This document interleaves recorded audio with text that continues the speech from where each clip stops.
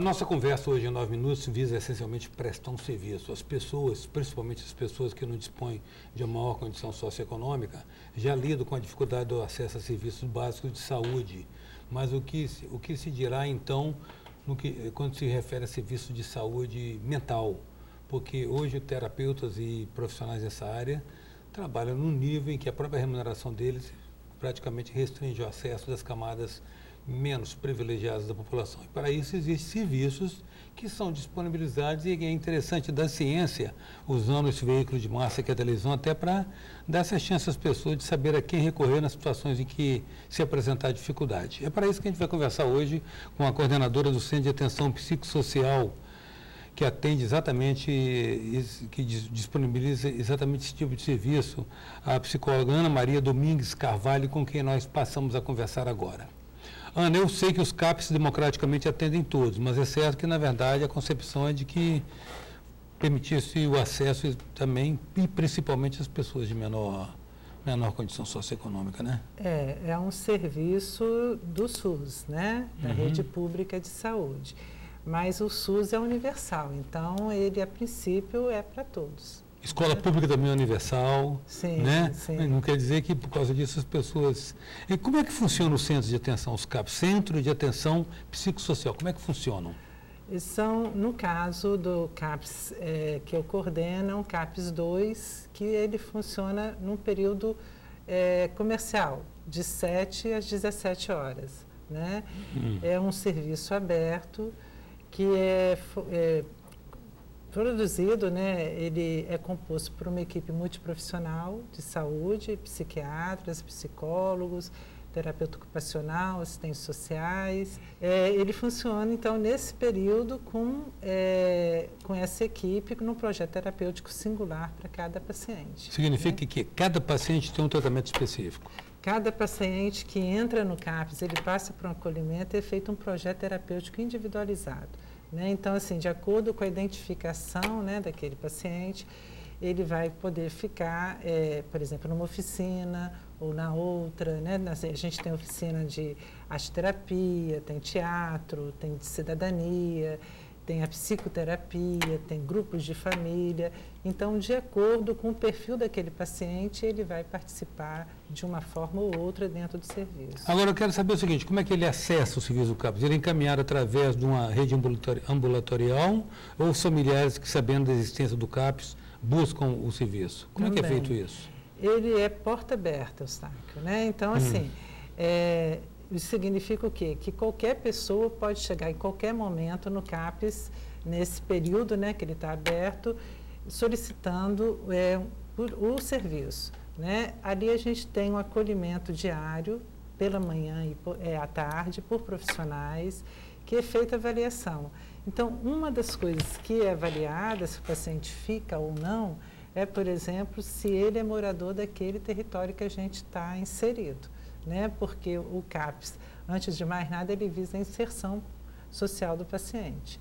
Então, assim, é feita essa avaliação se ele é do território, da nossa área de abrangência, né? E se ele é realmente um caso de um transtorno mental que precisa de um equipamento como um CAPS, que é um tratamento mais intensivo, né? Que ele passa o dia, ou se ele pode ser um caso para ir para um ambulatório de saúde mental da rede pública. Isso é avaliado nesse acolhimento inicial. E nesse caso, qual é o perfil da sua clientela, ou seja, quais são os tipos de transtorno que vocês comumente mais recebem e tratam, oferecem tratamento? Olha, os CAPs, eles são feitos para transtornos mentais graves, aqueles incapacitantes que limitam as pessoas no laço social, na convivência social, na relação familiar, no trabalho, né? Então, assim, ele é para esse tipo de perfil, né? Então, assim, são as esquizofrenias, né? Paranoia, neuroses graves, né? Neurose histérica, mas incapacitante, né? Ou a neurose obsessiva compulsiva, né? Então, são esses casos, o que hoje chama bipolaridade, né? Mas desde que ela, de alguma forma, está atrapalhando a vida daquela pessoa. Né, atrapalhando as relações sociais, né? Então, assim, é para esse tipo de pessoa que está com algum tipo de sofrimento grave que está afastando ela do convívio social. Tá, e esse tratamento, como é que ele tem um prazo de duração? Como é que você falou? Você falou a respeito de uma equipe multidisciplinar composta de vários profissionais de profissões diferentes, né? Essa equipe é mobilizada nesse atendimento. E como é que acontece? Vocês têm uma alta, vocês têm uma cura, vocês têm um diagnóstico de... Como é que acontece o acompanhamento desse paciente portador de um distúrbio incapacitante? Olha, o que a gente percebe que, assim, quando o paciente ele encontra o CAPS, encontra essa equipe, esse acolhimento, ele se sente muito bem. Ele cria um vínculo muito forte com a equipe. E, às vezes, depois é muito difícil, né, esse desligamento, né? Mas a gente tem muitos pacientes que hoje já retomaram a vida, que estão no mercado de trabalho, que resgataram os laços sociais, que já fizeram casamentos, né, que estão como todos nós, com as dificuldades que todos nós temos no dia a dia da vida, levando uma vida, né, dentro da normalidade, assim, sem muito sofrimento, né? Ana, a questão nós estamos falando a respeito do tratamento que é dispensado às pessoas portadoras de algum tipo de distúrbio, né, que procuram esse serviço que, segundo você, inclusive é agregado ao SUS. Sim, agregado ao SUS. Isso, o CAPS, então, é a iniciativa da área federal de saúde. É uma política do Ministério da Saúde. Ministério da Saúde. A questão de álcool e droga, por exemplo, vocês têm uma demanda também em relação a isso? Sim. Aos usuários de álcool e droga? Porque o álcool e droga é um outro tipo, é um CAPS também, mas é um CAPS específico que a gente fala AD, que é álcool e droga, que aí é voltado para a população. Na verdade seria CAPS droga, né? Porque álcool é droga, mas tudo bem. Álcool pela prevalência do álcool. Estatisticamente, né? Isso aí. Mas aí álcool e droga é um CAPS específico para essa população de álcool e droga. No nosso lá é transtorno mental. Tá, mas aí no caso específico de álcool e droga, como é que é encaminhado isso? As pessoas buscam também voluntariamente, há uma prescrição de atendimento pelo CAPS, como é que é feito isso? O CAPS, mais ou menos, é igual todos os CAPS. A porta de entrada, ela é aberta, né? Então, assim, a demanda espontânea, ela é bem-vinda, principalmente no caso de álcool e droga.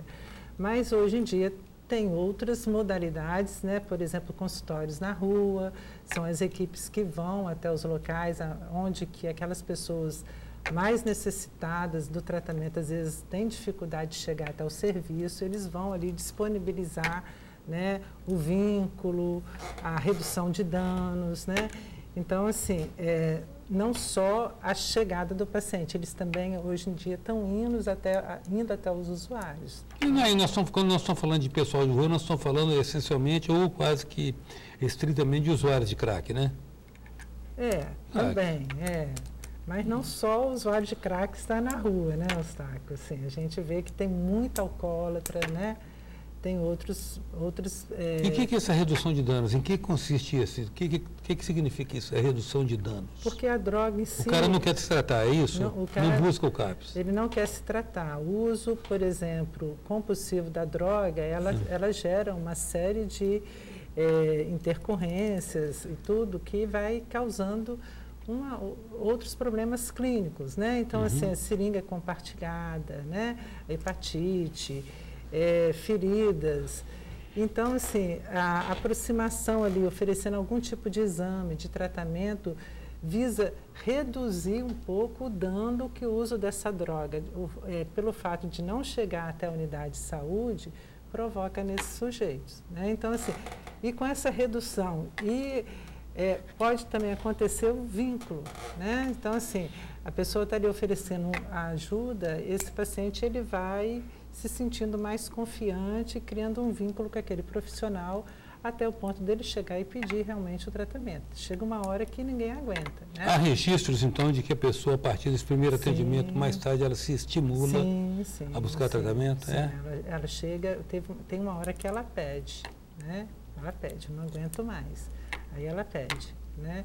Mas, então, é como se o consultório na rua, esses profissionais estão ali oferecendo isso, né? Esse acolhimento, esse cuidado, né? Com essa população que tem essa dificuldade pelo próprio uso da droga até de chegar até a um CAPS, por exemplo. Uhum. Né? Você falou a respeito, na unidade que você atua, por exemplo, o atendimento é dispensado aos distúrbios mentais graves, Sim. nos quais identifica as psicoses e neuroses bravas, né? Neuroses graves. Graves. E em caso de crise, uma pessoa que busca e bate as portas lá do CAPS porque tem crise, existe uma crise, surtou, a pessoa surtou, faz o quê? Uhum. Bom, o CAPS, muitas das vezes, a gente lida com a crise. A gente tem alguns recursos lá para lidar com a crise, de injetável, por exemplo.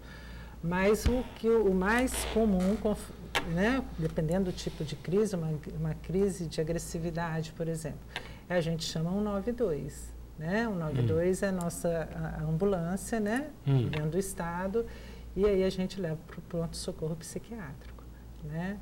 Então, assim, o 192, ele atende, tem como protocolo, tem que chamar também o 190, que é a polícia, né?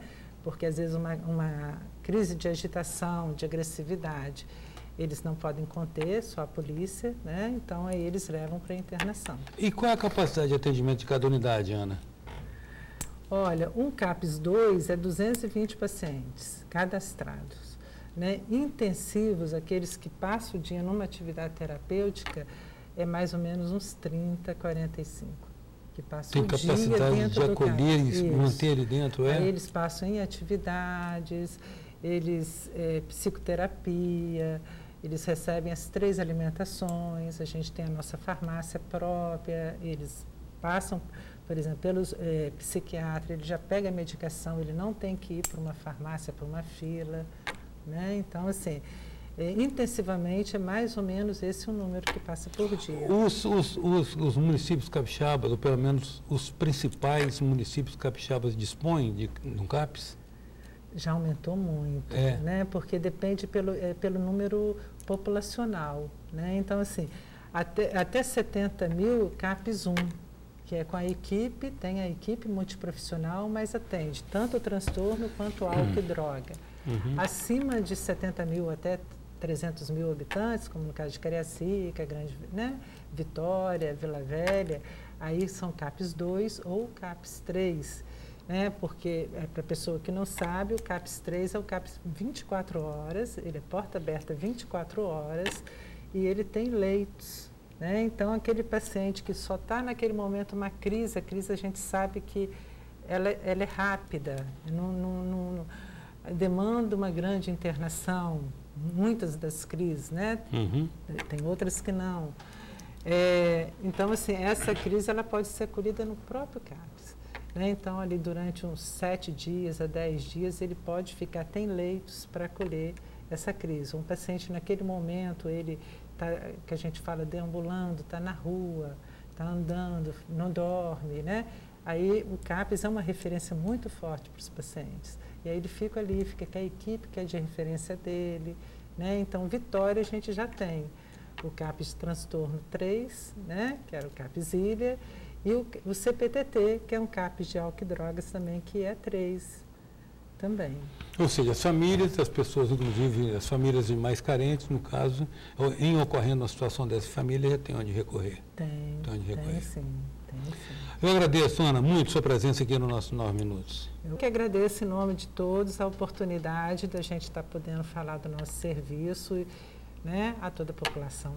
Obrigada. Em 9 Minutos, hoje nós contamos com a presença da coordenadora do Centro de Atenção Psicossocial, Ana Maria Domingues Carvalho. Até já. Sou passageiro do tempo, tentando entender